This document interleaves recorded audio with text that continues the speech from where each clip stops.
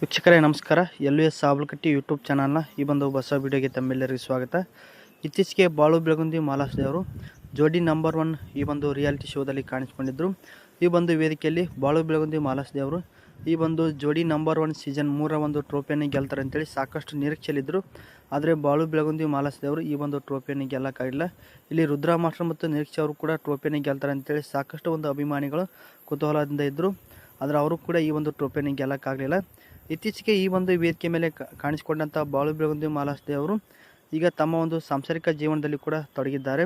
ಇತ್ತೀಚೆಗೆ ಬಾಳು ಬೆಳಗುಂದಿ ಈ ಒಂದು ಬಿಗ್ ಬಾಸ್ ಸೀಸನ್ ಕನ್ನಡ 13ಕ್ಕೆ ಬರ್ತಾರೆ ಅಂತೇಳಿ ಸಾಕಷ್ಟು ಅಭಿಮಾನಿಗಳು ಕೂಡ ಇನ್ಸ್ಟಾಗ್ರಾಮಲ್ಲಿ ಪೋಸ್ಟ್ಗಳನ್ನು ಕೂಡ ಹಾಕ್ತಾ ಇದ್ದಾರೆ.